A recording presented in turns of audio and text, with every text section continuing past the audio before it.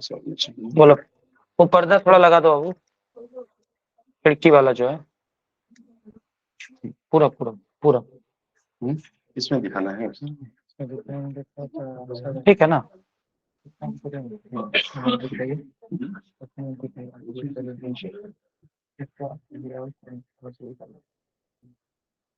ठीक है ना ये?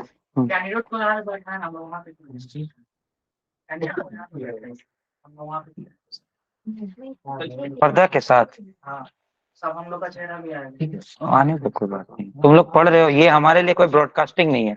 ये जो लाइव ऑनलाइन बैठे हुए बच्चे, उनको विजन मिलना चाहिए, समझे? ब्रॉडकास्टिंग जिस दिन करना होगा वो हम मारेंगे। 10 इंटरव्यू तुम लोग का प्रॉपर लेंगे, यहाँ पे सारे सेटअप के साथ, पूरा टेबल होगा, चेयर लगा रहेगा, पैनल रहेगा, आप लोग को आना है उसी तरह के साथ प्रिपेयर होके, टेंशन नहीं है। आज तो ये सिर्फ लाइव इसलिए किया जा रहा था कि ऑनलाइन में जो बच्चे हैं ना, उनको लाइव मिले कि बच्चा कैसे बोल रहा है, समझ में? हाँ, पीछे से कोई हंसेगा ना? नहीं रिएक्शन देगा, कोई हंसेगा नहीं, नहीं बोलना नहीं है किसी को। ये वाला स्क्रीन मत चलाइए, बंद कर दीजिए, ये बंद कर दीजिए, इससे सामने वाले का फोकस खराब होगा। इसको बंद कर वीडियो दीजिए। ऑन करके उसको मिनिमाइज कर दीजिए। अरे मिनिमाइज कर, इसी को हटा दीजिए, पेज को हटा दीजिए। नहीं करना ये काम। हाँ चलिए। हाँ चलिए, चलो बैठ जाओ। उसका ईयरफोन है ना? हाँ। दे बाबू थोड़ा सा उनको।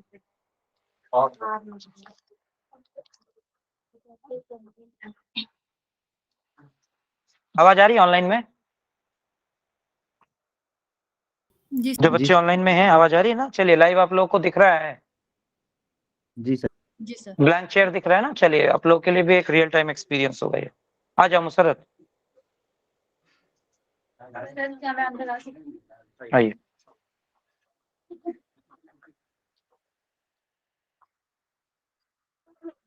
नमस्ते सर। बैठिए। हेडफोन गले पर रखिए।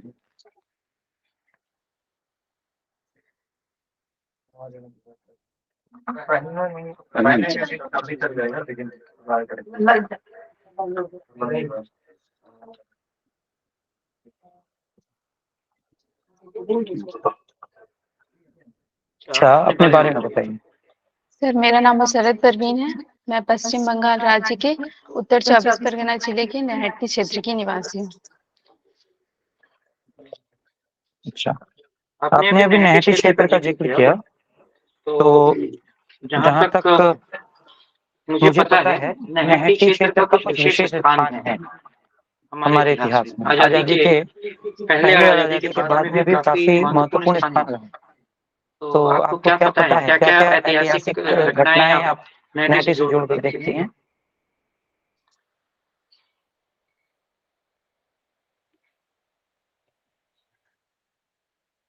सर अभी ध्यान में नहीं आता। चलिए ठीक है। ऋषि बंकिमचंद्र के बारे में जानकारी है? हाँ, उनका जन्म कहाँ हुआ है? पश्चिम बंगाल, कहाँ पे? पश्चिम बंगाल के नैहट्टी क्षेत्र में नैहट्टी में वो ही हुआ? इतिहास। अच्छा, उनके बारे में मुझे ये बताया, उनके द्वारा लिखे हुए किसी उपन्यास के बारे में जानकारी है?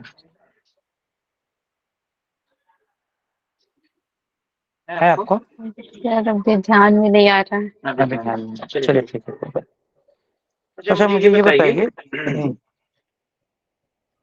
आपने अपना स्नातक और परास्नातक हिंदी विषय से किया है? जी सर। तो हिंदी विषय में आपकी रुचि रही होगी?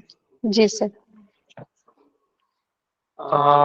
अनुवाद जो शब्द है, इसका शाब्दिक अर्थ क्या होता है?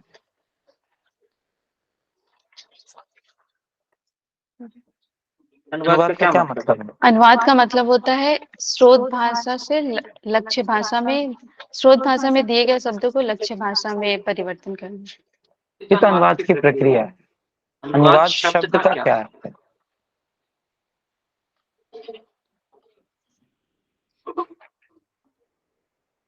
सॉरी सर अभी ध्यान में नहीं आ रहा। राजभाषा से संबंधित जो अनुच्छेद है, वो संविधान के कौन से भाग में वर्णित है? राजभाषा से संबंधित अनुच्छेद संविधान के भाग 17 में वर्णित है। 17 में वर्णित है। कहाँ से कहाँ तक है अनुच्छेद? कौन अनुच्छेद से हैं? 343 से 351 तक है। और इसके अतिरिक्त 120 और 210 की। 120 का वर्णन कहाँ है, कौन से भाग 120 में? का वर्णन भाग 5 में है, और 210 का भाग 6 में। भाग 6 में। अनुच्छेद 120 क्या है पता है आपको? जी सर, अनुच्छेद 120 में संसद में प्रयोग होने वाली भाषा के विषय में चर्चा है। क्या बताया गया है? इसमें बताया गया है कि संसद में जो कार्य है वो हिंदी या अंग्रेजी में किया जाएगा, और अगर कोई व्यक्ति संसद में अगर कोई व्यक्ति हिंदी या अंग्रेजी में अपनी अभिव्यक्ति नहीं कर पाता है तो वो अपनी मातृभाषा में सदन को संबोधित करने की अनुज्ञा दे सकता है। वो खुद अनुज्ञा देगा? नहीं सर, वो तो उसे वो इजाजत कौन देगा? राज्यसभा के अध्यक्ष और लोकसभा के जो सदस्य हैं वो उसके। सदस्य, लोकसभा के सदस्य कौन रहेंगे, यानी सांसद? ऐसी व्यवस्था है क्या? याद है आपको? जैसे आपने अभी कहा राज्यसभा का अध्यक्ष, राज्यसभा का अध्यक्ष होता है, लोकसभा का अध्यक्ष होता है? लोकसभा के अध्यक्ष और राज्यसभा के सभापति सभापति। और उस रूप में कार्य करने वाले कोई कोई व्यक्ति। व्यक्ति। अच्छा, आपको ई टूल्स के बारे में जानकारी है? जी सर, हिंदी में ई टूल्स का क्या महत्व है? हिंदी में ई टूल्स अनुवाद के क्षेत्र में महत्वपूर्ण है। ई टूल्स सिर्फ के अनुवाद के माध्यम क्षेत्र से में? हम दूसरे और किसी काम में नहीं आता ई टूल्स? हाँ, और भी है। क्या क्या? हम एक भाषा से दूसरी भाषा में अनुवाद कर सकते हैं, और ये तो सिर्फ अनुवाद हुआ। ई टूल्स के और क्या आयाम है? ई टूल्स के माध्यम से आप और कौन सी चीजों को देख पाते हैं? सिर्फ अनुवाद नहीं, अनुवाद के अतिरिक्त और किन चीजों को देख सकते हैं? सर अभी ध्यान में नहीं। ध्यान में नहीं आ रहा। अच्छा, मुझे इतना बताइए,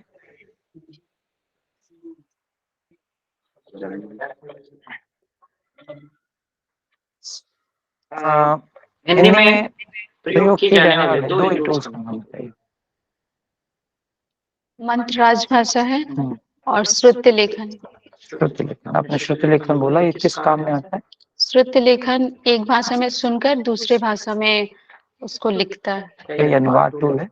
नहीं। अनुवाद नहीं, तो फिर आप तो इसका इस्तेमाल कर रही हैं, तो आप बोल सकती थी ना कि अनुवाद के अलावा इस तरह के काम। जी सर। अच्छा ठीक है। आपने कंटेस्ट 2.0 के बारे में जी सुना? सर, क्या है ये कंटेस्ट 2.0? ये ट्रांसलेशन टूल्स है। इसके किस तरह का ट्रांसलेशन टूल है मशीन ये? अनुवाद करता है ये। और कुछ कंटेस्ट नाम स्मार्ट, क्यों पड़ा इसका? क्योंकि ये सुनकर इसमें ये मेमोरी बेस अनुवाद है, ये अपनी स्मृति के आधार पर अनुवाद करता है। मेमोरी शब्द का हिंदी अनुवाद क्या होगा? स्मृति। स्मृति आधारित अनुवाद टूल है। अच्छा, कब आया ये, कब से इसका प्रयोग कर रहे हैं ये हम लोग? 14 सितंबर 2022 में जो अखिल भारतीय सम्मेलन हुआ था सूरत में, उस समय से है। अच्छा, एआई के महत्व को समझा पाएंगे? हिंदी और अनुवाद के क्षेत्र में, हिंदी के प्रचार प्रसार और अनुवाद के क्षेत्र में एआई का क्या योगदान है, या फिर आगे क्या हो सकता है?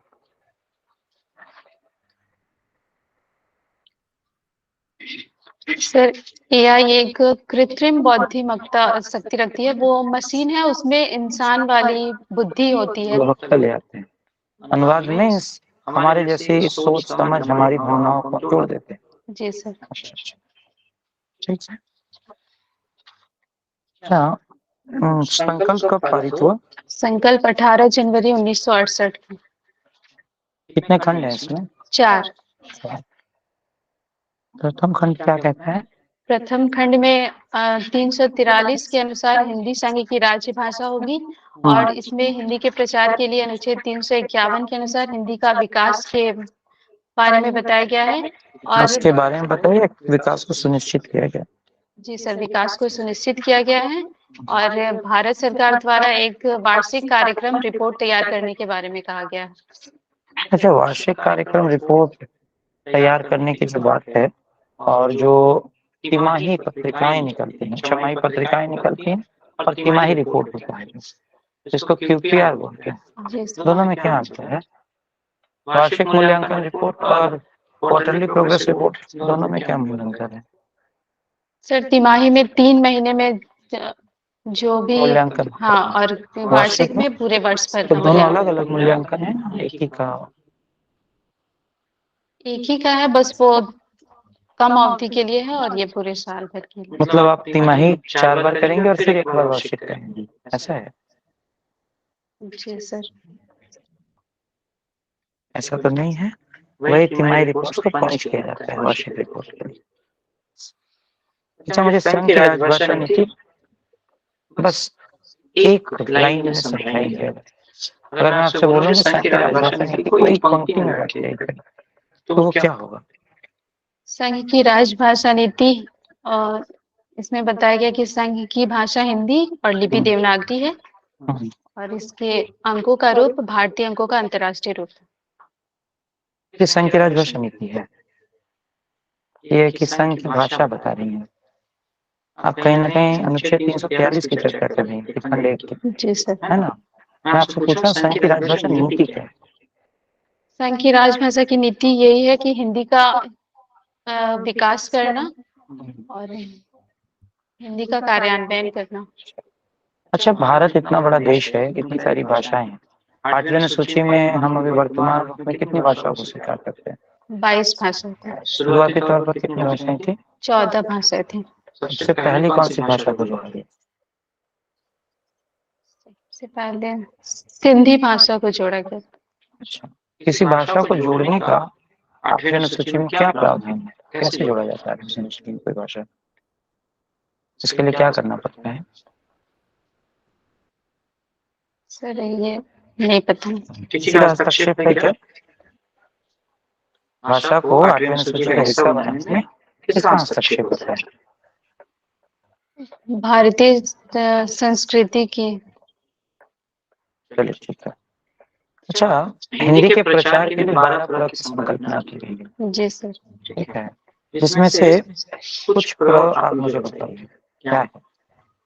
कुछ प्रेरणा है, प्रोत्साहन है, प्रेम है, पुरस्कार है, प्रचार प्रेरणा का इस्तेमाल आप कैसे करेंगे? मान लीजिए आप एक राजभाषा अधिकारी के तौर पर नियुक्त होती हैं, दक्षिण भारत के क्षेत्र में आपकी नियुक्ति की जा रही है, जहाँ पर जो कर्मचारी वर्ग है वो मूल रूप से दक्षिण भारतीय भाषाओं में खुद को सहज महसूस करते हैं, किंतु आपको राजभाषा नीति के अनुसार हिंदी के कार्यान्वयन की जिम्मेदारी सौंपी गई।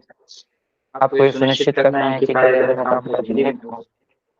तो वहां आप किस तरह से प्रेरणा देंगे कि लोग हिंदी में काम करें, वो अपनी भाषा को छोड़कर आपकी भाषा में क्यों आए?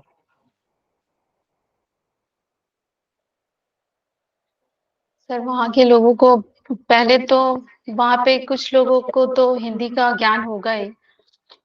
ये आप मान के चलेंगे कि ज्ञान होगा? मान लेते हैं सामान्य तौर पर ज्ञान होगा, इसका आधार क्या है? क्यों ज्ञान होना चाहिए? तमिलनाडु के एक राज्य में चेन्नई के किसी ऑफिस में लोगों को क्यों हिंदी का ज्ञान होना चाहिए? कैसे मान लें उनके ज्ञान होगा? वहाँ के केंद्र सरकार के जो कार्यालय है उसमें तो कुछ हिंदी के अधिकारी होंगे, उन्हें तो हिंदी का ज्ञान होगा। आप ये कहना चाह रहे हैं कि आपकी नियुक्ति जहाँ होगी वो केंद्र सरकार का कार्यालय होगा, और केंद्र सरकार के कार्यालय होने के कारण वहाँ कुछ लोगों को हिंदी की जानकारी होगी? जी सर। ये तो कोई बाध्यता है नहीं, क्या इसका वर्णन कहीं है? जी सर है। कहाँ पे है? राजभाषा नियम में। राजभाषा नियम में है या राष्ट्रपति के आदेश में? राष्ट्रपति के आदेश में केंद्र सरकार के क्षेत्रीय कार्यालयों में भर्ती के बारे में बताया गया है। जी सर। कौन से खंड में बोला गया है? 7वें खंड में। 7वें खंड में क्या बताया गया, थोड़ा बताइए मुझे। केंद्र सरकार के कार्यालय में जो स्थानीय कार्यालय है वहाँ पे भर्ती होगी, हाँ, कैसे की जाएगी? वहाँ पे बताया गया है कि जो कार्यालय के अंदर जो बातचीत होगी वो हिंदी भाषा में होगी। बातचीत या कामकाज? कामकाज हिंदी भाषा में होगी। और जनता के साथ? और जनता के साथ जो बातचीत है या जो कार्य है वो प्रादेशिक भाषा में होगी। प्रादेशिक भाषा। दूसरा पॉइंट क्या है इसका? और वहाँ बताया गया कि कर्मचारियों को हिंदी का सम्यक ज्ञान होना चाहिए। कौन से क्षेत्र के कर्मचारियों को? भारत को मूल रूप से अगर देखा जाए भाषा के आधार पर कितने क्षेत्रों में बांटा गया? 3 क्षेत्रों में कौन बांटा। कौन से? क क्षेत्र, ख क्षेत्र और ग क्षेत्र में। कौन से क्षेत्र के कर्मचारियों को हिंदी भाषा का सम्यक ज्ञान होना जरूरी है? क क्षेत्र के। क को नहीं है? ख को भी है। क को भी, और ग को? ग को नहीं है। ग के लिए बाध्यता है? नहीं है। तो कैसे आप बता रहे हैं कि चेन्नई में अगर आपकी नियुक्ति होती है क्योंकि वो ग क्षेत्र में आता है तो कर्मचारी जो होगा उसको हिंदी आएगा? अभी आपने बताया ना हिंदी आई आपकी होगी, है ना? जी ठीक है, तो आदेश में तो क ख पे बाध्यता लाए हुए हैं, ग में तो लाया नहीं है, तो फिर आप कैसे करेंगे प्रेरणा? बताइए।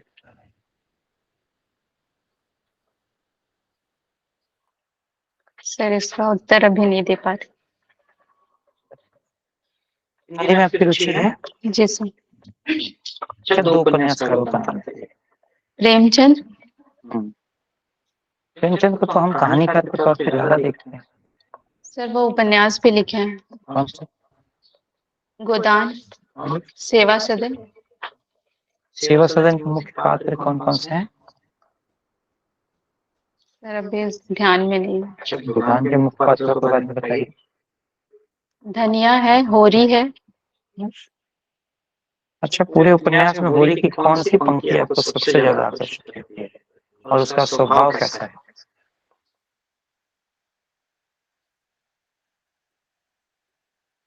सर, ये अभी ध्यान में नहीं। कैसा स्वभाव है? ये तो याद हो, उपन्यास पढ़ रही है। शांत है, उद्विग्न रहती है, शांत स्वभाव का लड़ाकू है। है? नहीं, लड़ाकू नहीं है। धनिया लड़ाकू नहीं, नहीं। और होरी? दोनों ही शांत स्वभाव के दोनों हैं। ही शांत है। ऐसा है क्या? ऐसा है तो फिर उपन्यास लिखा ही नहीं जाता, जहाँ तक मुझे लगता है ना? अच्छा, आप के लिए राम मंदिर का मुद्दा कैसा रहा? आपको क्या लगा, राम मंदिर बनना चाहिए कि नहीं?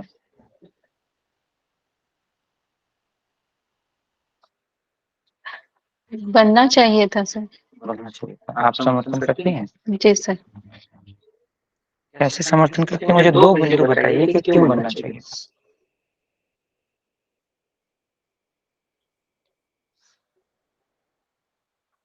सर, आपके कुछ तो पॉइंट्स होंगे, कुछ तो विचार होगा। 2 मूल कारण बताइए कि राम मंदिर क्यों बनना चाहिए।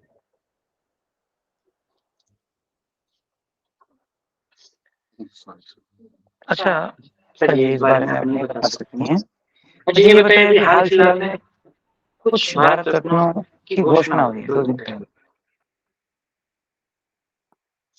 जानकारी है इस बारे में? नहीं सर। अच्छा, भारत रत्न किस तरह का सम्मान होता है?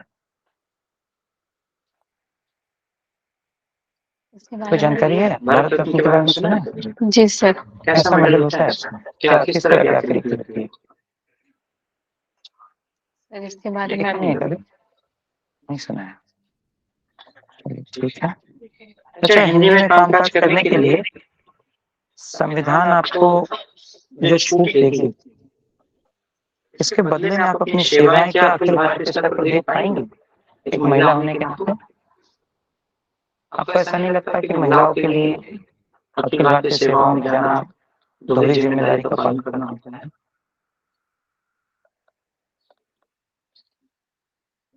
नहीं सर। नहीं। कैसे? एक महिला के लिए घर चलाना और ऑफिस चलाना, ये दोनों 2 मुद्दे हैं, या कहें कि लड़ाई के 2 अलग अलग क्षेत्र हैं जहाँ पर लड़ाई एक बार में लड़नी होती है। आप अपने जीवन शैली को कैसे व्यवस्थित करेंगी ताकि दोनों स्तंभों पर आप बराबर तरीके से जीत पाए, दोनों मोर्चों पे आप खड़ा उतरे? कैसे?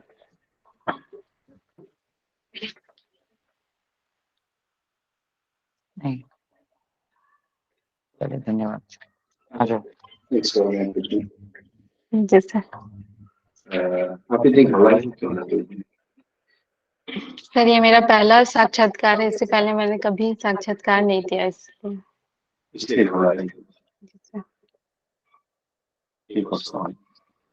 आप यहाँ तक कैसे रहेंगे?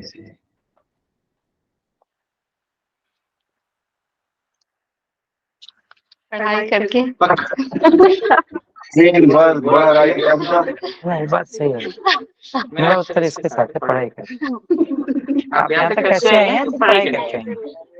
कैसे पहुंची तब? अच्छा आंसर दिए। यहाँ पर कैसे आए हैं तो पढ़ाई करके आए। ठीक है, या आप ये कह सकते थे कि मेंस की परीक्षा पास करके। ठीक है, यहाँ पर आप कैसे आए हैं तो आईपीएस मेंस की परीक्षा पास करके। सीधा सवाल है, आपका दिमाग के हिसाब से होना चाहिए। चलो ठीक है, धन्यवाद सर। बैठो बेटा, अभी तुमको हम बताएं कि तुम क्या क्या कांड लिखते हो। एक भी एनालिटिकल आंसर नहीं दी हो। हम तुमको जहाँ जहाँ पे कोशिश कर रहे थे कि तुम हमसे बात करो, वहाँ वहाँ तुम बचते फिर रही थी, है कि नहीं? एक भी एनालिटिकल आंसर नहीं, वही उत्तर सिर्फ जो हमको याद है। तुम ये यहाँ क्यों पे सोच रही हो कि हम बोलेंगे तो गलत बोल देंगे?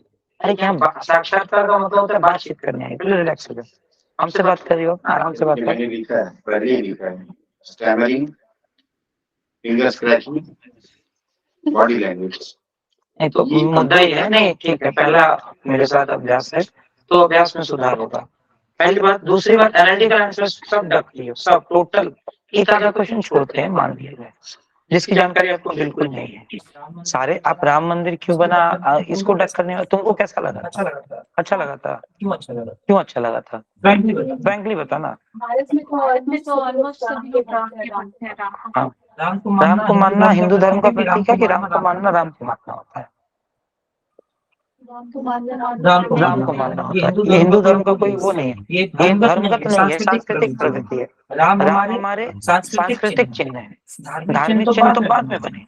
तो अगर हमारी संस्कृति की किसी चीज को अगर हम स्थान दे रहे हैं, संस्कृति सिर्फ हमारी नहीं है, संस्कृति सिर्फ ये हिंदुओं की संस्कृति थोड़ी है, ये पूरे भारत की संस्कृति है। तो अगर भारत की संस्कृति के किसी एक बड़े मुद्दे पर कुछ पॉजिटिव डिसीजन आता है तो मेरे लिए एक सार्थक चिन्ह दिखता है। मुझे लगता है कि पॉजिटिव काम हुआ है, जिससे। और दूसरा बात ये बोल सकते थे कि मैं अयोध्या वासियों के बारे में सोचती हूँ।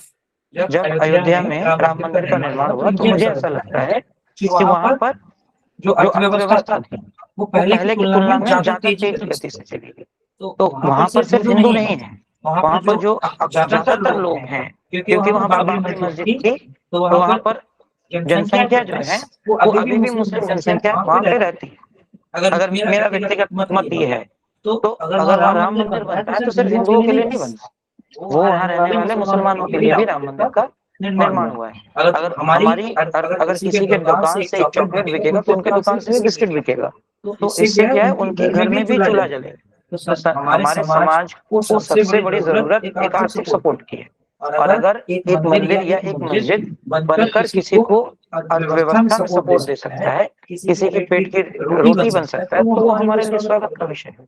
और हमें पता होना चाहिए कि सांस्कृतिक दृष्टिकोण से भी हमारे लिए है और आर्थिक दृष्टिकोण से भी हमारे लिए ये बेहतर है। और इसके अलावा भी बहुत सारे प्रश्न होंगे, लेकिन वो कम्युनल प्रश्न सबसे नहीं पूछे जाएंगे। और उसके लिए तैयार, आपको ऐसा लगता है ना बात करेंगे तो बात बिगड़ेगी? नहीं बिगड़ेगी। सामने वाला इतना मैच्योर है कि आपसे उस तरह के अनकंफर्टेबल क्वेश्चंस नहीं पूछेगा जिसके उत्तर आपके पास नहीं हो। समझ में आ रहा है ना? तो उतना ही पूछा जाएगा जितना वो आपसे अपेक्षित है। मतलब टेस्ट क्या कर रहे थे? हम टेस्ट ये कर रहे थे कि अगर तुमको अनईजी सिचुएशन में डाला जाए तब तुम्हारा रिस्पॉन्स क्या निकलता है। हमको रिजल्ट ये मिला कि अगर तुमको अनईजी सिचुएशन में डालेंगे तो तुम डर कर जाओगे। मतलब अगर हम तुमको ऑफिस में बैठा के 4 काम दे देंगे, टफ काम दे देंगे, तो तुम हाथ खड़ा कर दोगे, सर नहीं होगा हमसे। हमको ये सोल्यूशन मिला, जबकि ये मिलना नहीं चाहिए था। आपको वो सिचुएशन हैंडल करना सीखना होगा, ठीक है? और लहजे के साथ, व्यवहार के साथ और स्ट्रॉन्ग रिस्पॉन्स के साथ आपको तैयार करना होगा, ठीक है? ये कुछ चीजें हैं जो अपने और थोड़ा सा खुश रहने की कोशिश करिए इंटरव्यू में, ठीक है? आराम से अपना उत्तर अच्छा दिया है, लेकिन वही है कि कुछ चीजें जो है बस याद जो है उसके आधार पर कर दिया। ये थोड़ा भेजा चलाना हो, बातचीत करते हो ना, कुछ दिन बातचीत करना शुरू करो आपस में। तुम लोगों को अगर इंटरव्यू करना है, टॉपिक ले लो, बोलो तुम 5 मिनट बोलो, हम 5 मिनट बोलेंगे, उसको डिबेट करना कहते हैं। आप जितना अच्छा डिबेटर होगे उतना अच्छा इंटरव्यू दे पाएंगे। ये कॉमन सी बात है। आप अपने दोस्तों के बीच में जब गॉसिप करते हो ना, यारे हुआ है यारे, उससे अच्छा है ये टॉपिक सेलेक्ट करो, उस पर डिबेट करो, पॉजिटिव्स और नेगेटिव्स। ठीक है, चलिए अच्छा किया, बैठे। मोटा मोटा स्कोर तुम्हारा 15 के आसपास हम दे सकते हैं 20 में, ठीक है, बढ़िया स्कोर है, खराब नहीं, ठीक है। चलो अब अच्छा, तू हमको इसे कहता है, देख रही है तो ऐसे याद दिलाएगी तो तेरा ही बारी आएगा। चलो हेमा, तुम तो बैठी नहीं हो अभी तक 2 मिनट तक, तो उन बच्चों को भी मौका मिलेगा जो एकदम नहीं बैठे हैं अभी तक, ठीक है। चलो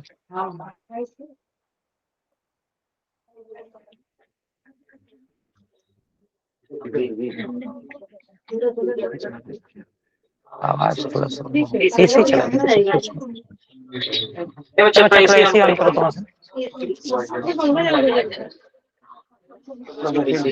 अभी ठंडा कर देंगे हम। कहाँ जा रहा है? एसी की वजह से जा रहा है। अच्छा रिमोट हैं? क्या हुआ? तेरे को दिक्कत हो रहा है? सिर दर्द हो रहा है, गर्मी की वजह से हो रहा है। हाँ जी,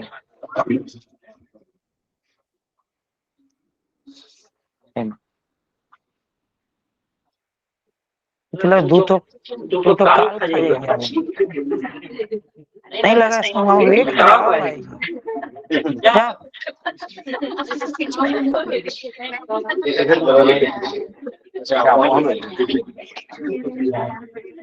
इतना भी स्लो नहीं बोल रहे हैं, मालगाड़ी बन गई है पूरा।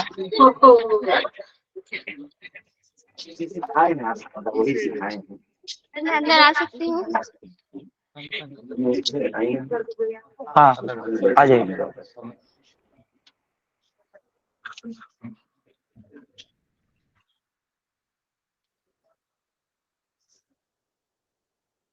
नमस्ते सर।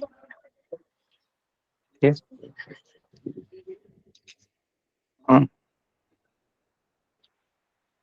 हाँ, अपने बारे में बताइए। सर मेरा नाम हेमा चौधरी है, मैं पश्चिम बंगाल राज्य के उत्तर चौबीस परगना जिले के श्यामनगर अंचल से आती हूँ। और कुछ याद किया है अपने बारे में? क्या है तो बता दो। नहीं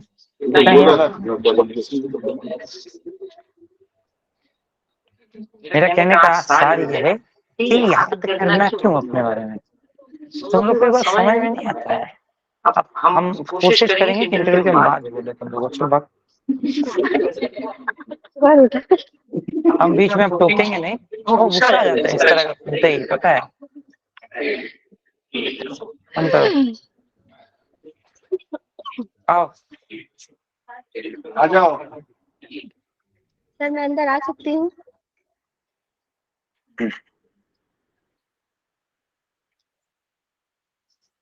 नमस्ते सर। बैठिए। धन्यवाद सर। चलिए, बिना नाम बताए अपने बारे में बताइए। खुद को डिफाइन करना है, अपने बारे में बताना है और अपने कुछ खास गुणों के बारे में समझाना है। सर मैंने अपना स्नातक की पढ़ाई सर ऋषि बंकिम चंद्र कॉलेज से की है और मैंने अपना पैरा स्नातक कलकत्ता यूनिवर्सिटी से किया है। सर मेरी हॉबीज के बारे में कुछ कहिए, और क्या खास है आपके अंदर? सर मुझे खाना बनाना अच्छा लगता है। खाना बनाना अच्छा लगता है। चलिए मुझे ये बताइए, अपनी पढ़ाई के दौरान आपको किन समस्याओं का सामना करना पड़ा? एक ऐसे क्षेत्र से आप आती हैं जो हिंदी बहुल क्षेत्र है और जहाँ तक मुझे पता है जूट मिल जाता है। जी सर। आपके पिताजी क्या काम करते हैं? सर मेरे पापा डेली वर्कर है। Daily worker. अच्छा मुझे एक बात बताइए, अपनी पढ़ाई के दौरान आपको कौन सी आर्थिक और सामाजिक समस्याओं का सामना करना पड़ा?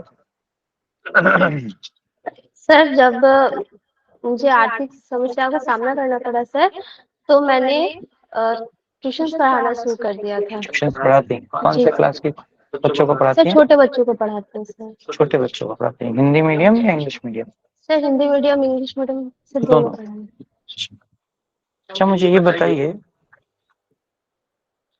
कि अगर वर्णमाला की बात की जाए, हिंदी वर्णमाला की बात की, तो बच्चों को हिंदी वर्णमाला कैसे सिखाई जाए लिखना? सर शुरुआत तो अ आ से ही किया जाएगा सर। कैसे सर सिखाएंगे आप? सर बच्चों को पढ़ाने के लिए सर पहले उनके अंदर रुचि बढ़ानी पड़ती है पढ़ने के लिए, और उनके साथ पहले घुलना मिलना पड़ेगा। वर्णमाला कैसे पढ़ेंगे? वर्णमाला सर आपने पढ़ाया है ना, जी सर। सिखाया होगा। क्या सिखाया है बच्चों को, कैसे सिखाया है वर्णमाला? सर पहले उनको पुस्तक में पहले दिखाते हैं कि ये कैसा कैसा होता है, फिर का प्रयोग सर किन किन शब्दों में किया जा सकता है, उसके बाद फिर उनको लिखना सिखाते हैं। फिर लिखना सिखाया। चलिए ठीक है। अच्छा, आपको लगता है कि हिंदी की जो वर्ण परंपरा है या हिंदी वर्णमाला की जो व्यवस्था है वो वैज्ञानिक व्यवस्था है? जी सर, हमारी हिंदी वैज्ञानिक है सर। हिंदी वैज्ञानिक है, हिंदी की लिपि हिंदी वैज्ञानिक की लिपि वैज्ञानिक है। अच्छा, मुझे ये बताइए, हिंदी में देवनागरी लिपि का प्रयोग होता है। जी सर। देवनागरी लिपि की क्या विशेषता है? सर देवनागरी लिपि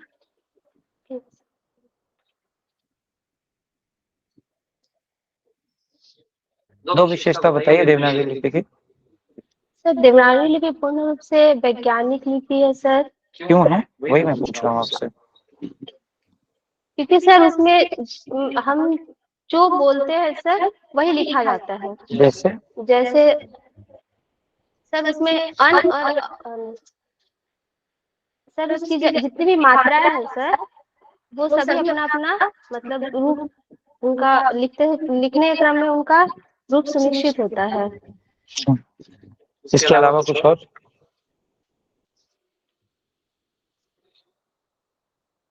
सर हमारी संस्कृति की, हमारे देवनागरी लिपि की ही देन है सर कि हमारी हिंदी की जो बिंदी है सर वो भी अपना स्थान रखती है।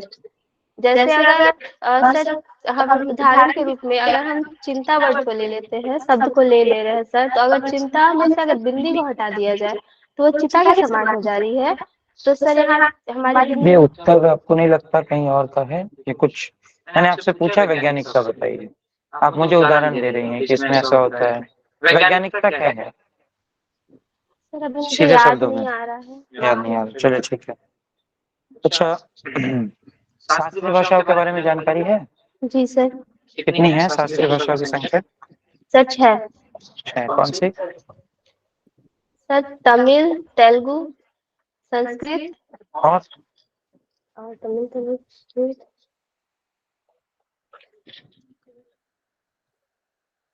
सर, और तीन तो भी याद नहीं है भुला गई? सर। इधर अच्छा, बैठ भुला जाना कौन सा शब्द है? सर, इधर कौन अभी सी याद परंपरागत नहीं आ शब्द रहा है? सर मैंने। नहीं, मैं अपने अभी प्रयोग किया, भुला गई हूँ। तो भुला जाना कौन सी परंपरा का शब्द है? स्रोत क्या है भुला जाने का? क्या ये देशज शब्दावली का हिस्सा है, विदेशज है, तत्सम है, तद्भव है, संकर है, क्या सर है? देश है। देशज शब्दावली है। तत्सम शब्द का क्या अर्थ होता है? तत्सम सर जो संस्कृत से आर्पित है या उस समय जो प्रयोग की जा रही है। अनुनासिक की अवधारणा अभी आप हमको बता रही थी, अनुस्वार की अवधारणा आप हमको समझा रही थी। चिंता, चिंता तत्सम है या तद्भव है? सर तद्भव। चिंता तद्भव। चलिए ठीक है। राजभाषा अधिनियम कब पारित हुआ? 1963 में। 1963 में। और संशोधित कब हुआ? 1967 में। अच्छा। राजभाषा अधिनियम में कुल कितनी धाराएं हैं? सर राजभाषा अधिनियम में अभी 8 धाराएं हैं। नवी धारा क्या थी? सर नवी धारा थी सर जो कश्मीर के ऊपर लागू की गई थी। कश्मीर कोई राज्य है? जी सर। राज्य है जगह? कश्मीर राज्य, जम्मू कश्मीर राज्य। जम्मू कश्मीर। अच्छा, क्या आपका वो? अच्छा, विधि से संबंधित सामग्री का अनुवाद कौन करता है?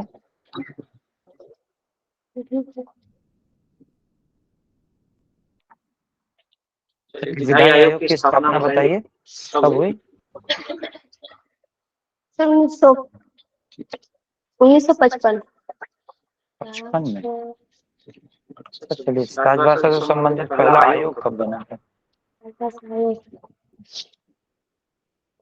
सर 1955 में। विधायी आयोग, राजभाषा आयोग, 55।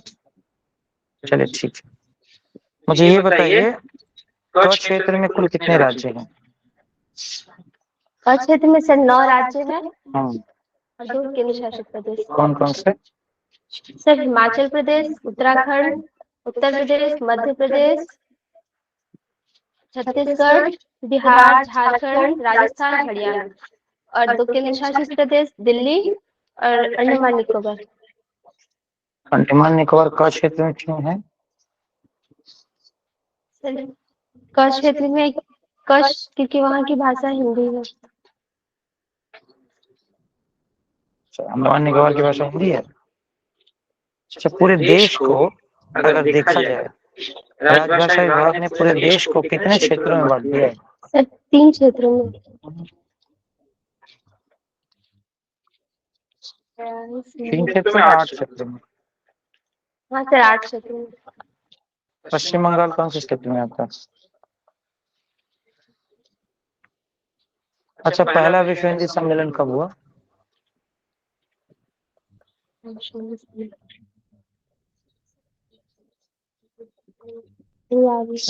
मुझे ये बताइए, नेपाली भाषा को कब जोड़ा गया 8वीं अनुसूची में?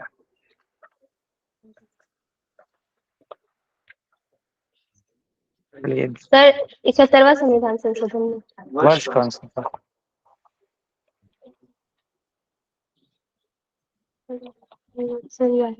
याद नहीं। चलिए, धन्यवाद।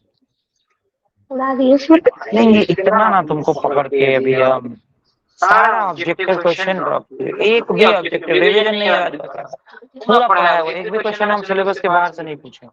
और ये एक भी चीज और हम पूरा वैरायटी के साथ पूछे हैं। आज का जो इंटरव्यू हम पूरे सीरियसनेस के साथ लेने बैठे हैं। हर एक पोर्शन, हर एक चीज हम पकड़ रहे हैं, हर एक जगह से आपसे प्रश्न पूछा जा रहा है। मोस्ट प्रोबेबली अभी तक का बेस्ट इंटरव्यू आप लोगों को डिजाइन करके हम दे रहे हैं। इस तरह का वैरायटी आपको आईपीएस के भी क्वेश्चंस में शायद ही मिले। वहाँ का इंटरव्यू भी इस तरह से आपसे प्रश्न नहीं पूछ पाएगा। स्टिल आप लोगों को सब पढ़ाया गया है, एक एक क्वेश्चन याद है सबको। पता है आपको विधायी आयोग का स्थापना कब है? विधायी विभाग का स्थापना कब है? मारेंगे 65, मार के मुंह तोड़ देंगे तुम्हारा। 65 है आयोग पूछे हैं, 75 है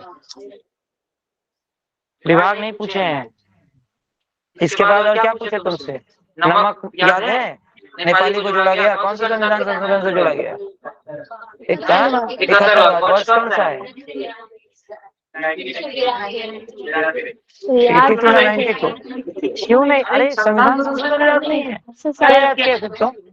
उसके बाद से तुमसे हम क्या पूछे और क्या क्या ड्रॉप किए हो? विश्व हिंदी सम्मेलन तुमको याद नहीं है? टंग की याद होना चाहिए। पूरा विश्व हिंदी सम्मेलन लाइन से सब याद करवाए थे हम। तो तुमसे मतलब जो पूछा जा सकता बस उतना ही पूछे। हमसे तो ये भी पूछ सकते हैं विश्व हिंदी सम्मेलन का थीम क्या था, ऐसे पूछेंगे क्वेश्चन। अभी तो उतरे नहीं है आपने ओरिजिनलिटी पे। तुम लोग क्या कर रहे हो?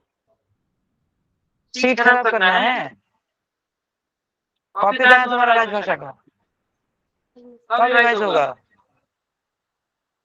क्या हुआ पुराना? तो दोहराई क्यों नहीं हो? याद रोज पढ़ते हैं। नहीं, एकदम नहीं चलेगा। रिवाइज करिए आप। पॉइंट टू पॉइंट रिवीजन चाहिए हमको एकदम। ये कोच कुछ नहीं रोज पढ़ती हैं, झूठ मत बोलिए।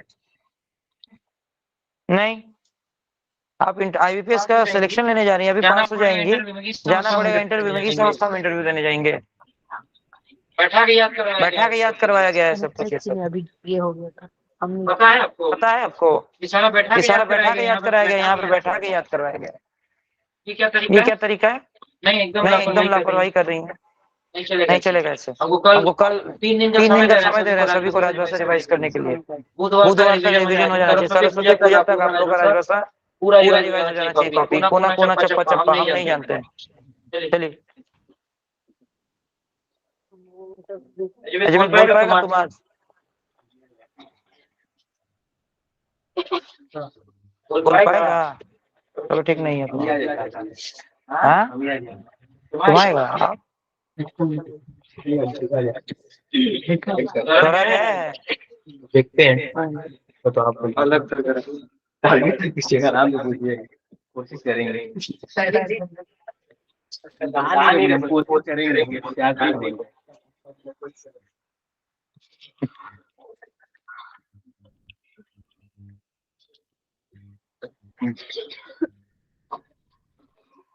बंद कर दिए इसे। और करना बोलो। प्रश्न का स्तर ज्यादा टफ हो जा रहा है।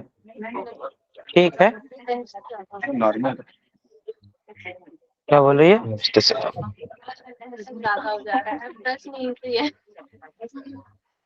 नहीं हम लोग तो चल आ जाओ। क्या मैं अंदर आ सकता हूँ सर?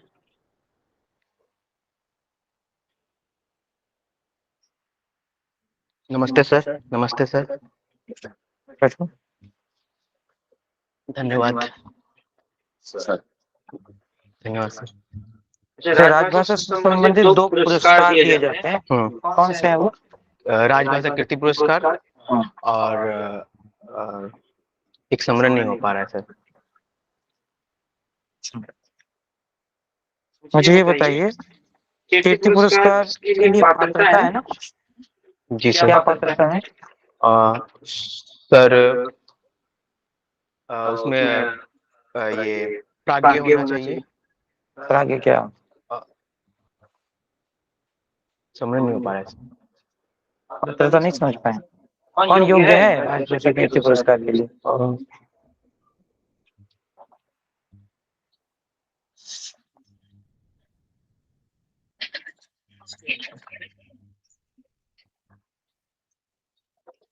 अच्छा मुझे ये बताइए,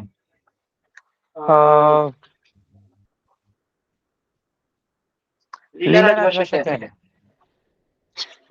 लीला राजभाषा सर ये हिंदी अनुवाद टूल है जिसमें हिंदी कितनी भाषाओं में अनुवाद होता है इसमें? लीला सर हिंदी और अंग्रेजी 2 भाषाओं में? नहीं कैसा सर, लगता है? हिंदी और अंग्रेजी और भारत अच्छा के इसका जो पूरा नाम बताइए। लीला सही याद नहीं है, समझ नहीं हो पा रहा। नहीं कर पा रहा। हाँ ठीक है। अच्छा विशेष निर्देश क्या है? राजभाषा निर्देश विशेष निर्देश है ना अनुच्छेद में? कौन से अनुच्छेदों को विशेष निर्देश की श्रेणी में रखा गया? सर भाग 17 के संविधान के भाग 17 में अनुच्छेद 349 यानी 349 में विशेष निर्देश दिए गए हैं, जिसमें 349 में विशेष निर्देश है कि विधि की भाषा है? 349 में विशेष निर्देश दिए गए हैं सर। विधि की भाषा विशेष में निर्देश दिए। अच्छा 1950 और 51 क्या है? 1950 में भी है सर, 1951 में भी विशेष निर्देश दिए गए। आपके कहने का तात्पर्य 1949, 349, 350 और 351 351 में विशेष निर्देश दिए गए हिंदी के विकास से जुड़े हुए। और 350 में? और 350 में व्यथा के निवारण से जुड़े। दोनों ही विशेष निर्देश है 50 और 51। 349 विधि की भाषा है। जी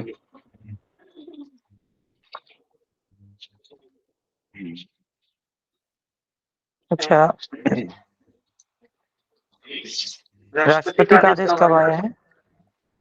सर राष्ट्रपति का आदेश 3 बार आया है सर। एक बार 1952 में, 1955 में और 1960 में। 1960 के आदेश में कुल कितने खंड है? 14 खंड है। मूल रूप से अगर आपको 2 लाइन में बोलना हो आदेश को, क्या कहेंगे? सर्वप्रथम सर उसमें हिंदी के विकास से जुड़े चीजों को रखा आदेश दिए गए हैं, और प्लस हिंदी की राजभाषा संघ की राजभाषा हिंदी होगी, ठीक है, और लिपि देवनागरी होगी, ठीक है। सरकारी क्या बताएगा? विधायी आयोग के बारे में क्या बताएगा? विधायी आयोग में ये बताया गया है कि सर जितने भी सरकारी काम विधायी से जुड़े हुए जितने दस्तावेज होंगे, कानून से जुड़े हुए, उनका अनुवाद।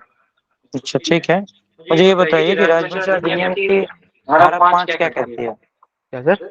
राजभाषा अधिनियम की धारा 5 क्या कहती है? हिंदी में प्राप्त पत्रों का उत्तर हिंदी में दिया जाना चाहिए। सर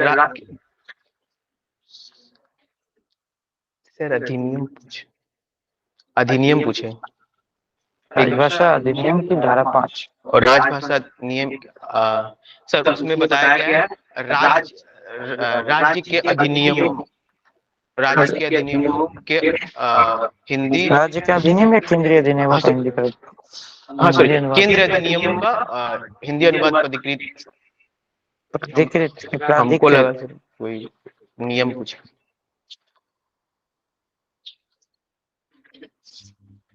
अच्छा, त्रिभाषा सूत्र क्या है? त्रिभाषा सूत्र ये है सर, संकल्प में ये बतलाया गया है त्रिभाषा सूत्र में कि जो भी ऑफिस का कार्य होंगे वो हिंदी और अंग्रेजी में होंगे, और एक आधुनिक भाषा होगी जो मतलब दक्षिण भारत की एक भाषा होगी।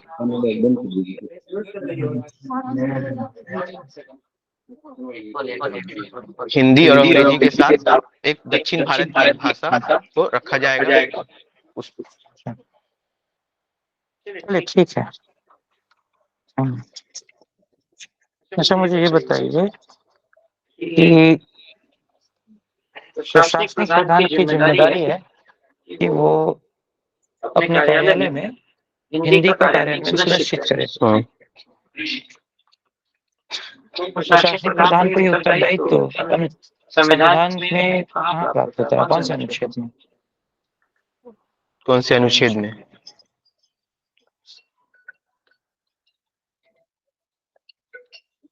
हेलो, बोलो, कौन से अनुच्छेद में प्राप्त होता है सर?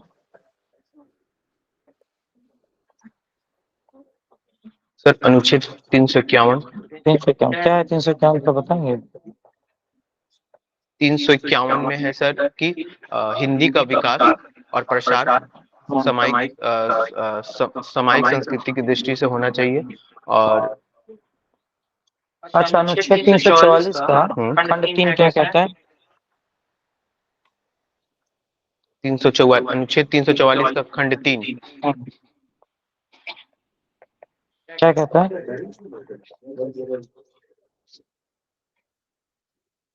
चलिए, धन्यवाद। आइए, सर इंट्रोडक्शन थोड़ा एक बार पूछ लेते थे, मतलब हम बताना चाह रहे थे इसीलिए बोल रहे। बोलो। मेरा नाम कन्हई कुमार साहू है। मैं पश्चिम बंगाल के हुगली जिले के भदेश्वर का निवासी हूँ। मैंने अपनी प्राथमिक शिक्षा स्थानीय स्कूल एवं अपनी अपनी स्नातक की पढ़ाई बैरकपुर राष्ट्रगुरु सुरेंद्रनाथ कॉलेज से संपन्न किया है। मैंने अपनी उच्चतर स्नातक की पढ़ाई इंदिरा गांधी ओपन यूनिवर्सिटी से संपन्न किया है। मेरी रुचि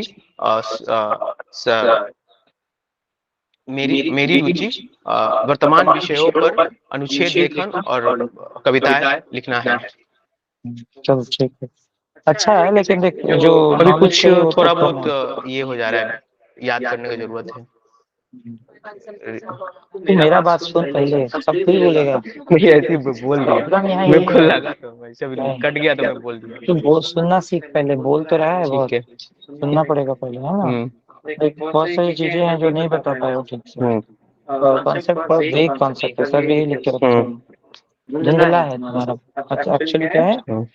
पहले अध्ययन, फिर रिवीजन, ये दो चीज की जरूरत है। पहले आप पढ़ें, फिर दोहराएं, विस्तार से पढ़ें और आराम से पढ़ना होगा। अभी समय है, हो जाएगा। ठीक है, ठीक है। नहीं, हाँ चलो। अच्छा, फेस कर लिए नंबर भाई, जब तक फेस नहीं करेंगे तो जानेंगे कैसे। आज मोटा मोटा देखो, एक दिन में 6 से 7 लोगों का इंटरव्यू पॉसिबल है, लेकिन यहाँ हो रहा है फेस सबका। नहीं करेंगे तो जो जानेंगे प्रश्न आप कैसे। सोच पहली रहे बार हो, आपने उत्तर फेस तैयार कर किया। रहे हो मन में कि हमको क्या बोलना है। अगर मेरे से प्रश्न पूछा जाएगा तो हेलो हेलो अनुवाद की परिभाषा नहीं आता। अनुवाद का मतलब होता है पीछे, वाद का मतलब होता है बोलना। तो जब किसी बोले हुए बात को आप दोहराते हो उसको अनुवाद कहते हैं। ये सब आप लोग पीजीडीटी कैसे पास किए हैं?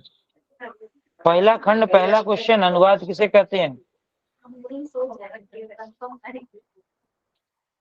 यो कंफर्म करना पड़ता है जी। अनुवादक बन रहे हैं और उसमें अनुवाद की परिभाषा कंफर्म कर रहे हैं।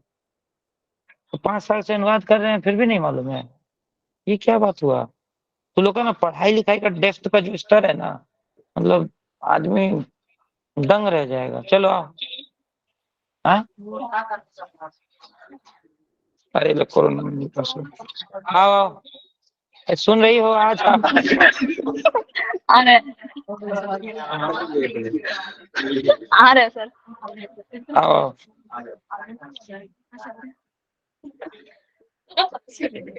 ठीक से अच्छा ठीक है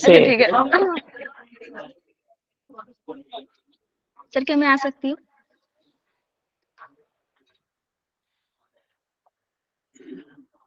नमस्ते। अच्छा,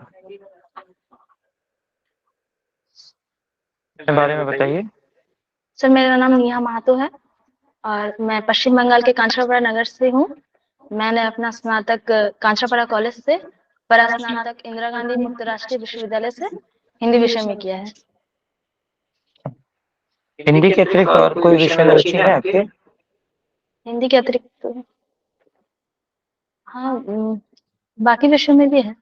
जैसे तो जैसे कुछ नया कोई टॉपिक आता है न्यूज में, तो उसको मतलब उसके बारे में जानना, उसके सारे डायनामिक्स देखना। चलिए ठीक है। अच्छा, अभी भारत रत्न प्रदान किया गया है, किन पर्सनालिटीज को दिया गया है, पता है? सर, भारत अभी याद नहीं आ रहा है। अभी 2 दिन पहले की घटना है ना? हाँ सर। भारत रत्न क्या है? भारत रत्न भारत के नागरिकों को उनके कुछ विशेष कार्यों के लिए दिया जाता है। कौन से क्षेत्र में दिया जाता है भारत रत्न? भारत रत्न किसी भी व्यक्ति के उनके मतलब जैसे कोई विशेष, वो किसी क्षेत्र से है, अपने योगदान के क्षेत्र लिए। में अपने क्षेत्र में कुछ अच्छा काम करना। अच्छा, खेल के क्षेत्र में पहला भारत रत्न किसको मिला? मुझे याद नहीं है। अच्छा, ठीक है। मुझे ये बताइए कि एक राजभाषा अधिकारी के तौर पर आपकी क्या जिम्मेदारियां हैं? सर, एक राजभाषा अधिकारी के तौर पे तो मैं जिस कार्यालय में कार्यरत हूँ, उस कार्यालय में जितने भी कार्य हो रहे हैं उनका कार्यान्वयन देखना, उनको सुनिश्चित करना, और जितना QPR रिपोर्ट्स होते हैं उनको। QPR क्या है? ये तिमाही प्रगति रिपोर्ट है सर। अच्छा, QPR के बारे में जानकारी है आपको? सर, मतलब कि हर तिमाही पे हमारे क्षेत्र में जितना भी कार्य हो रहा है उसका हिंदी में उस कार्य हो रहा है कि नहीं, इन सब का जो मूल्यांकन है वो QPR रिपोर्ट में। QPR का सीधा संबंध किससे होता है? हिंदी के कार्यान्वयन से। और उसके लिए निर्देश हम लोग को कहाँ प्राप्त होता है? निर्देश में राष्ट्रपति देते हैं। वार्षिक कार्यक्रम। वार्षिक वार्षिक कार्यक्रम। अच्छा, अभी वर्तमान जो वार्षिक कार्यक्रम है उसमें क क्षेत्र में टंकण का प्रतिशत क्या है? क क्षेत्र में टंकण का प्रतिशत 75। 75%। और पत्राचार? पत्राचार 100%। 100%। और ग क्षेत्र में? 55%। 55%। ठीक है। अच्छा, मुझे ये बताइए, संहिता के लिए अंग्रेजी पर्याय क्या है? कोर्ट। और टैक्स के लिए, कर, हिंदी मूल्यांकन के लिए, इवैल्यूएशन, और मेमोरेंडम के लिए हिंदी, ज्ञापन, ज्ञापन, ज्ञापन नहीं, भूल गया। नहीं, मेमोरेंडम के लिए ज्ञापन ही होता है, अच्छा, भूलने की नहीं है। अच्छा, मुझे ये बताइए कि आंध्र प्रदेश की आधिकारिक भाषा क्या है? तेलुगु, पुडुचेरी गई है कभी? लक्षद्वीप? कहीं नहीं। किसी यूटी में गई है? सर वेस्ट बंगाल से बाहर नहीं गए। और जब बाहर सेवा देना होगा फिर कैसे एडजस्ट करेंगे? सर जब हमें बाहर जाते हैं तो किसी भी कार्य के लिए अगर हमें नियुक्त किया जाता है तो वहाँ हमें प्रशिक्षण दिया जाता है, तो उस समय सीखने रहने का का पूरा तो फिर प्रयास प्रशिक्षण करेंगे। नहीं दिया जाएगा, कैसे रहेंगे? सर अगर मैं अगर उस कार्य के लिए अप्लाई कर रही हूँ और नियुक्त हुई हूँ तो खुद को अडेप्ट कर लूंगी। अच्छा, संथाली भाषा को कब जोड़ा गया 8वें अनुसूची में? संथाली भाषा को 2003 नहीं, 92 संशोधन में वर्ष कौन सा है? इट इज 1982 नहीं 2003 में। ठीक है। अच्छा, इसकी लिपि क्या होती है? संथाली भाषा के लिए सर भी मुझे याद नहीं है।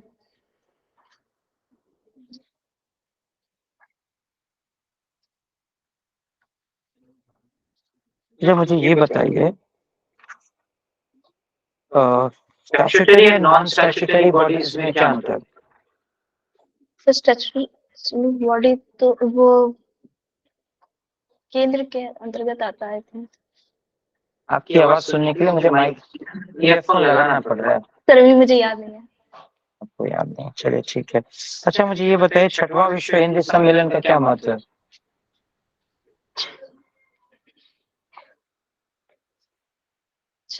तुम लोग प्रश्न नोट कर रहे हो? छठवां मेरे प्रश्न विश्व हिंदी इसका सम्मेलन कलेक्शन बनाना है।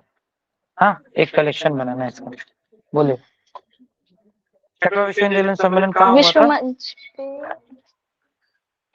कहाँ हुआ था? न्यूयॉर्क। न्यूयॉर्क, यूके या न्यूयॉर्क? यूके। ये विशेष क्यों है? क्योंकि सर इसमें 50 ये स्वर्ण जयंती है। तो क्या ऐसा नहीं है कि जिनसे आजादी मिली वहीं जाके मनाए? नहीं सर ये हाँ, ऐसा ही बहुत था। बड़ी उपलब्धि है। इसीलिए यूके में मनाया गया था, यूनाइटेड किंगडम में। हाँ। अच्छा, मुझे ये बताइए चैटबॉट की जो सुविधाएं होती हैं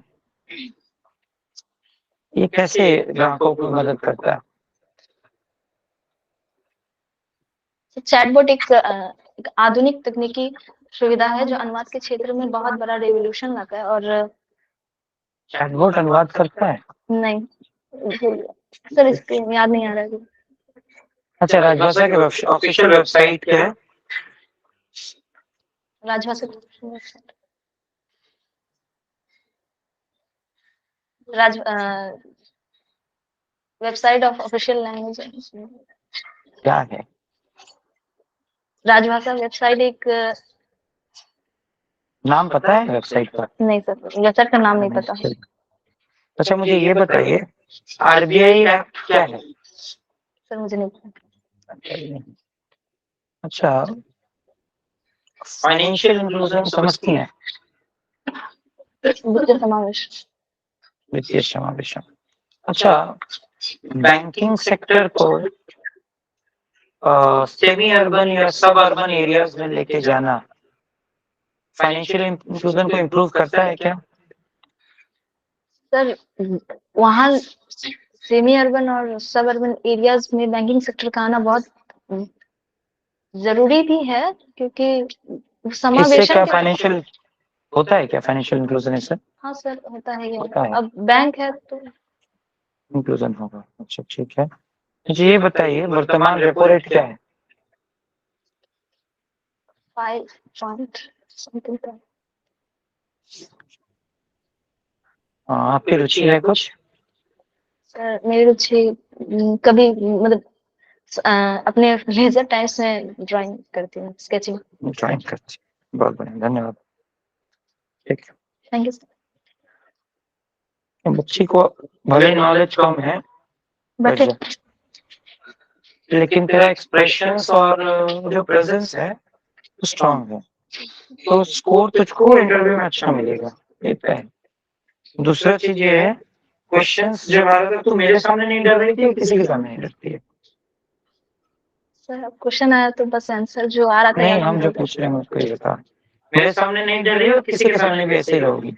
अगर हर सबके सामने ऐसे रह सकती हो तो इसका मतलब ये इंटरव्यू तुम्हारा अच्छा जाएगा, क्योंकि तुम्हारे बॉडी लैंग्वेज पे ज्यादा फ्लक्चुएशन नहीं आ रहा था। नहीं आ रहा, नहीं आ रहा, आ रहा है तो आ रहा है। देख रहे हो आप लोग, नोट कर रहे थे इस चीज को, एक पॉजिटिव चीज था। दूसरा चीज ये कि इनको जो याद था वो क्लैरिटी से याद था, थोड़ा बहुत रिकॉल करना पड़ा, रिविजन से ठीक हो जाएगा।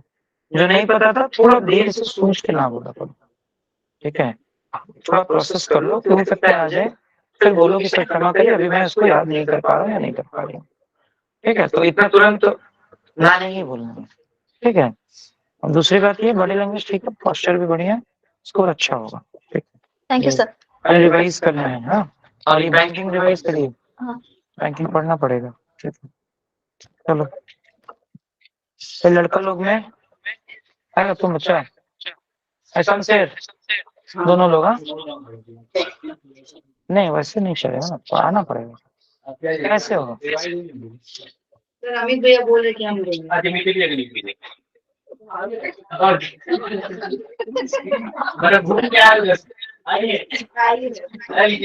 भैया बोल रहे थे अरे वो बाथरूम चला गया। हाँ तुम आओ, आइए आप आइए। आप एक बार लिए हैं, एक बार लिए ना, एक बार ले लो, क्या छोड़ने वाले लोगों को मौका देना। तैयारी देखिए, सबको देना है, उनको मौका भी सबको ही देना है, बंच में बुलाना है। नहीं अभी तो नहीं आना चाहता है, ठीक है, नहीं आना चाहता है, सब ऑप्शन नहीं है, हम जानबूझ के तुमको दे रहे हैं मौका ताकि तुम्हारा कॉन्फिडेंस ना गिरे, कोई बात नहीं, ठीक है, कोई बात नहीं है। अच्छा, मूल रूप से इंटरव्यू का सेशन आज कैसा लगा तुमको? हाँ? सर आपका एक चीज अच्छा था कि आप सबसे अलग अलग क्वेश्चन की रिपीट नहीं, कोई भी क्वेश्चन तो हम इंटरव्यू में रिपीट करते भी नहीं, हम अब जैसे वो तो आप नहीं ना देख रहे हैं वहाँ पे किससे क्या क्वेश्चन किया गया, जैसे यहाँ पे तो हम लोग हैं तो किसी से नहीं वो बात नहीं, मेरा अपना वो रिदम है, हम लेना शुरू कर देंगे, उसके बाद से आप लोग निश्चित रहिए, क्वेश्चन रिपीट होने का तो सवाल ही नहीं। उससे वो क्वेश्चन पूछा गया, फिर 2-4 स्टूडेंट गए, फिर उसके बाद उससे जो उनके पास सर्टेन अमाउंट ऑफ नॉलेज है, लिमिटेड रहते हैं वो लोग, एक ही क्वेश्चन 2 क्वेश्चन उनके पास है जो आता है, वो आपको लगता है हम जितना परिश्रम करके आपके सामने बैठे हैं, आपका इंटरव्यू उतना परिश्रम करके जाएगा आपका इंटरव्यू देने के लिए, तो फिर वो लोग तो फॉर्मेलिटीज है, अपना काम करना है, करके निकल जाना है, आपको जज करके निकल जाना है, उनको उतना मतलब नहीं है, जो आता है उनको वो पूछेंगे आपसे, तो उसके लिए तैयार रहिए। अच्छा सुनिए, लास्ट एक कोई बंदा जो अपने स्वेच्छा से आना चाहता है, सचिन भी बोल रहे थे, सचिन भी बोल रहे थे आइए सचिन आ जाओ, शेखर कर लेंगे साथ में, कुछ हमको स्टैंडर्ड, सचिन आ जाओ।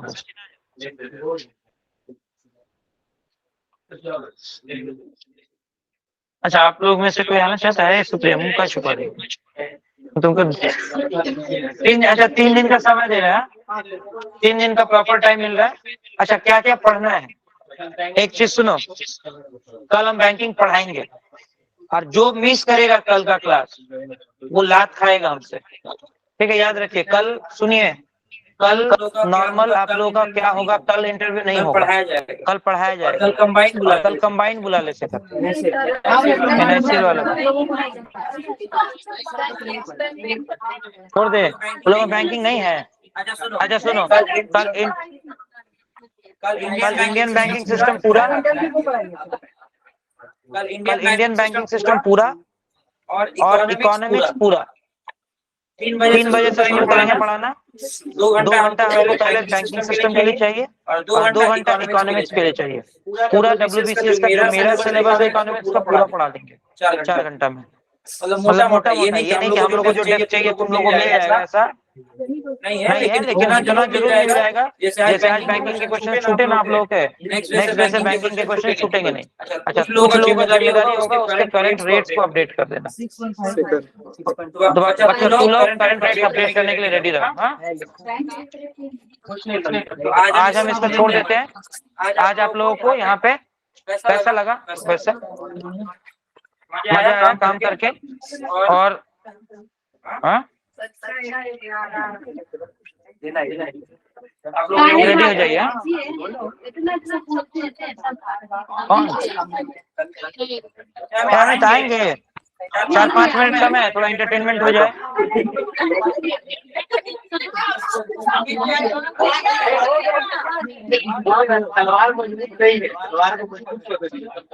वो तो ऐसा मजबूत करते हैं कि दूसरा कोई काट के ले जाता है, बाद में तलवारें मजबूत करते रह जाएंगे। आना चाहती हो? आ जाओ।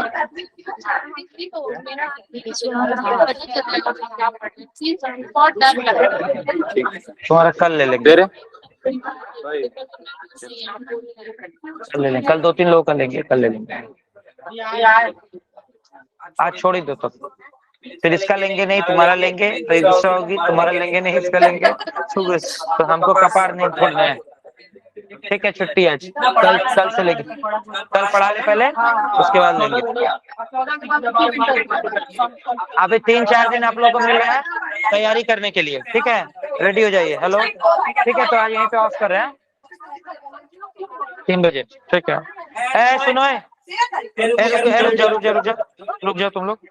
इसमें से कौन कौन ऐसा है जो सरस्वती पूजा को चंगा नहीं दिया? पहले मारेंगे लोग का आराम से बात कर रहा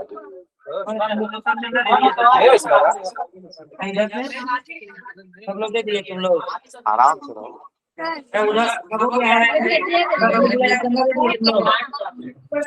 काट दो